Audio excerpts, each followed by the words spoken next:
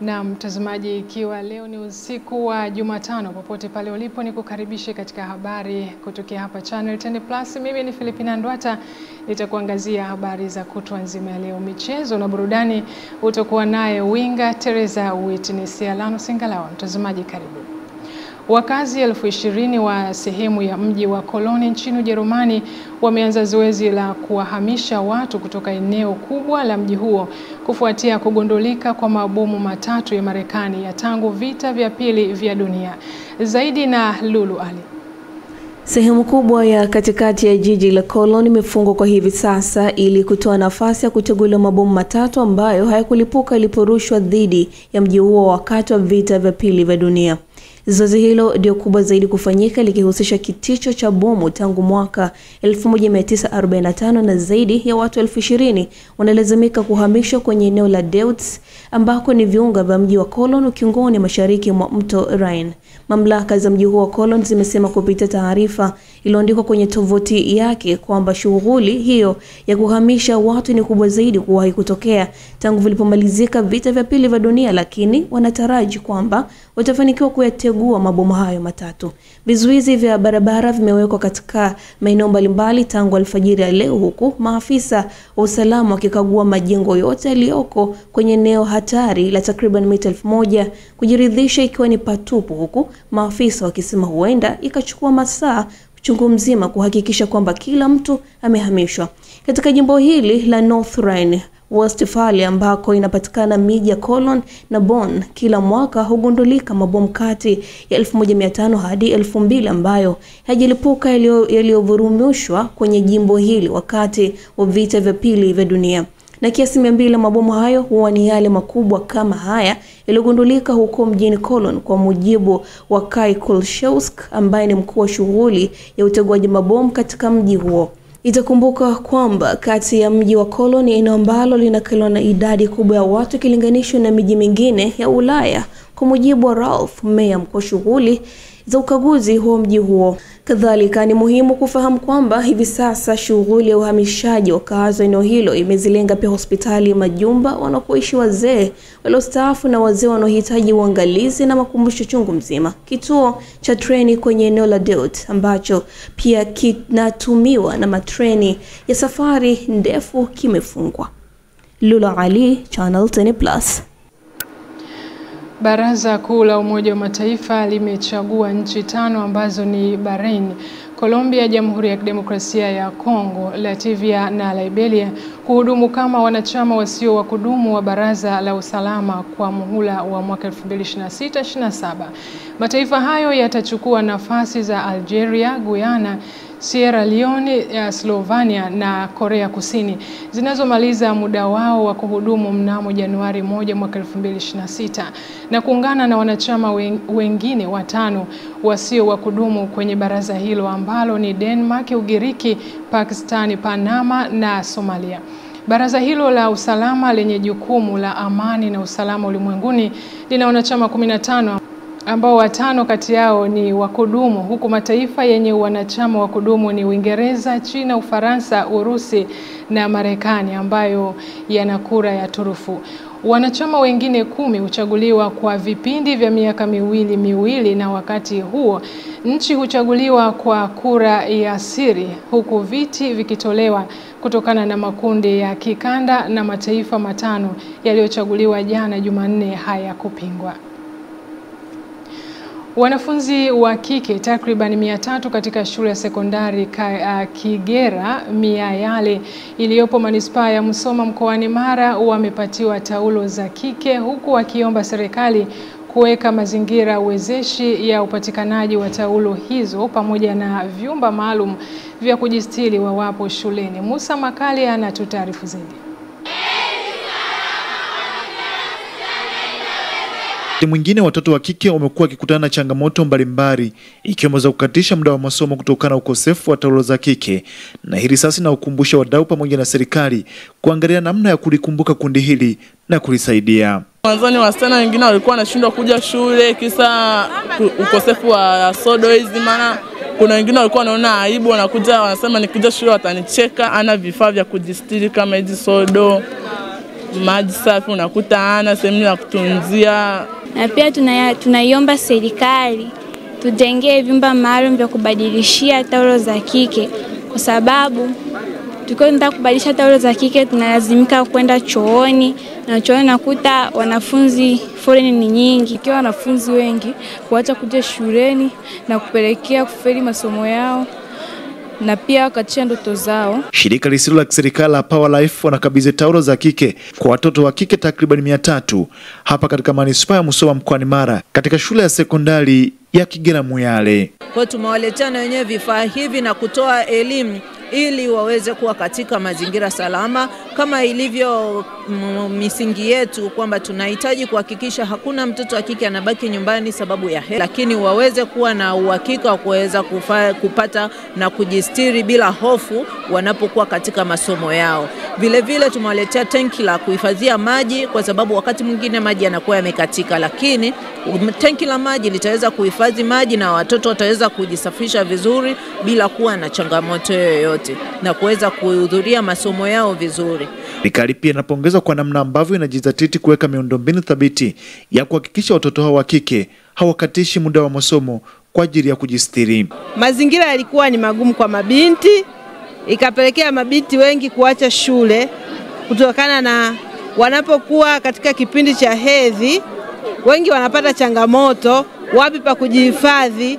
Wanaweza akashtukia tu yuko kwenye kipindi kigumu wakati yuko darasani, anashindwa hata ile kuendelea. Kwa hiyo anashindwa kuperform vizuri katika hali ya masomo. Watoto wengi wanapata vikwazo katika usomaji. Kutoka hapa katika manispaa ya Musoma hapa mkoani Mara, jina langu ni Musa Makali na hii ni Channel 10.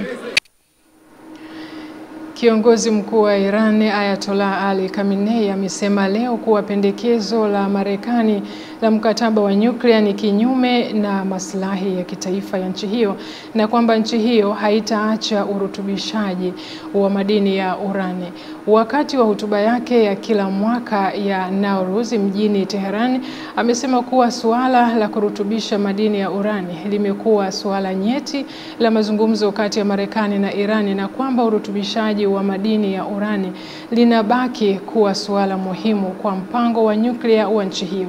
Pendekezo la Marekani kuhusu makubaliano mapya ya nyuklia limewasilishwa kwa Irani siku ya Jumamosi na Oman, ambayo imekuwa mpatanishi katika mazungumzo kati ya waziri wa mambo ya nje wa Iran Abbas Araghchi na mjumbe wa Rais Donald Trump kwa Mashariki ya Kati Steve Witkoff. Hata hivyo, Iran haitokubali kuzuiwa kuendesha mradi wake wa nyuklia kwa matumizi ya kiraia.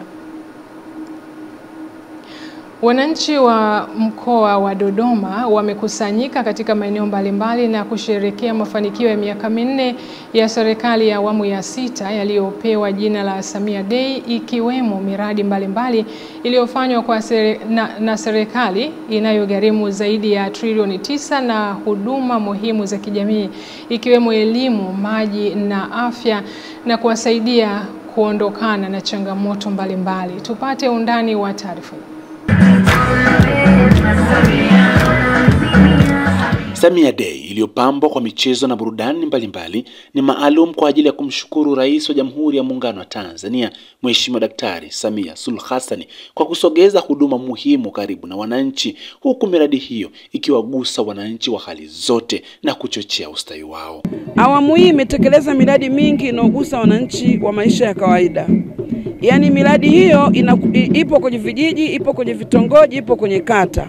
Sisi wananchi wa kawaida huku vijijini, wananchi wakifanya tafakari ya kawaida, wanaona katika kipindi hiki cha miaka 4 kazi kubwa iliyofanya ni kuboresha huduma za kijamii. Dhamira ya Mheshimiwa Rais wetu ni nzuri, anatamani kuona huduma zote za msingi zinasogezwa kwa wananchi wake, ili tuweze kuondokana na changamoto ya wananchi wetu wengine kwenda mbali kutafuta huduma, kwenda kituo cha mbali kutafuta huduma ya afya, watoto wetu kwenda shule mbali, kwenda yani sokoni mbali, hizi huduma zote zisogezwe karibu. Pamoja na kuyaenzi mafanikio hayo, baadhi ya wakazi wa Dodoma wanaishukuru serikali, huku wakitaja huduma ambazo zilikuwa ni changamoto hapo zamani, lakini kwa sasa wanasherehekea mafanikio hayo, kwani hakuna uhaba wa huduma hizo tena. Wananchi wanafanya biashara mpaka usiku, wananchi masuala ya kuogopa sijui kuwa na hofu ya mambo ya ulinzi na usalama yamekwisha.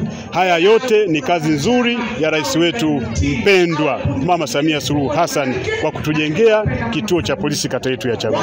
Mambo mengi ambayo yameyafanya rais kwenye kata yetu. Nikiangalia kwenye habari ya vivuko, watoto wetu walikuwa wanapata shida sana kipindi cha mvua. Unakuta mvua inanyesha, maji yamejaa, mtoto anashindwa sasa kuvuka kwenda shule, au anatoka shule anashindwa kuvuka kurudi nyumbani. Lakini haya yote ameyafanya mama. Tulikuwa tunafata maji umbali mrefu, mpaka ukirudi kutoka kuchota maji ni muda mrefu. Unakuwa muda mrefu mpaka na shambani kwa tunachelewa kufika. Lakini sasa hivi tunamshukuru Mama Samia. Mambo makubwa aliyofanya ni makubwa sana, kwa sababu kama alivyotaja, tuna sekondari ya Mwalimu Nyerere hiyo hapo kituo cha afya, kuna mionzi, tulikuwa tuna majokofu walituletea, sasa miili mtu akipoteza maisha haendi mjini, tuna barabara za lami, kwa hiyo tunajivunia sana. Katika kipindi cha miaka 4, serikali ya awamu ya 6 katika mkoa wa Dodoma imetekeleza zaidi ya miradi 3,000 yenye thamani zaidi ya shilingi trilioni 9. Leonard Mwacha, Channel 10, Dodoma.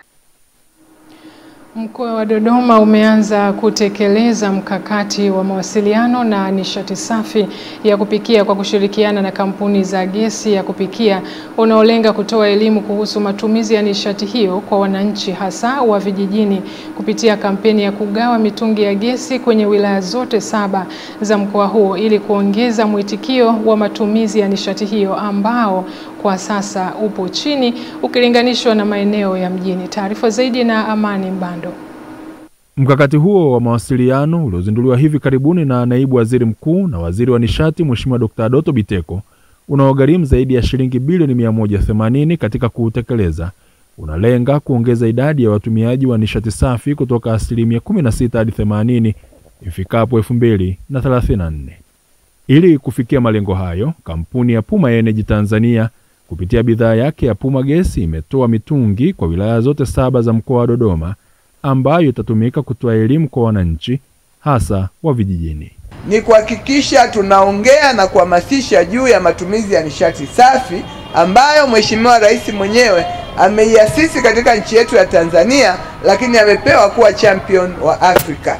Sasa nishukuru Puma Gesi kwa sababu mmeifanya ajenda hiyo sasa imepata nguvu kubwa siku ya leo, pamoja na kuhamasisha juu ya nishati safi, lakini pia tutagawa mitungi ya gesi. Kwa upande wake, mkuu wa kitengo cha mauzo ya nishati safi kutoka kampuni ya Puma Energy Tanzania GF NASA amesema bado jitihada za wadau hasa wasambazaji wa nishati safi ya kupikia zinahitajika zaidi ili kuongeza watumiaji wa nishati hiyo. Sisi Puma tumejizatiti na tumekuwa ni washiriki, ingawaje sisi ni wageni kidogo kompea na wenzetu ambao walitangulia hapo nyuma, na tumejizatiti kushikamana na serikali, kushirikiana na wenzetu ambao tayari wametangulia katika kuhakikisha kwamba bidhaa hii inamfikia kila mwananchi, kwa lengo pia la kuwahamasisha kutumia nishati safi, kuondokana na matumizi ya nishati chafu ambayo inaharibu mazingira na pia inachangia katika kuleta mabadiliko hasi ya tabia nchi. Kwa mujibu wa takwimu za kidunia ni kuwa watu bilioni 2.1 sawa na 24.7% ya watu wote duniani hawana nishati safi ya kupikia, ambapo kati yao watu milioni 990 sawa na 47.1% ya wanaotumia nishati isiyo salama wanatoka bara la Afrika. Amani Mbando, Channel 10, Dodoma. Na shukrani Amani Mbando kwa taarifa hiyo. Na mtazamaji, unaendelea kufuatilia habari kutokea hapa Channel 10 Plus, nami ni Filipina Ndwata. Tuende mapumziko mafupi, tukirejea ni habari za biashara.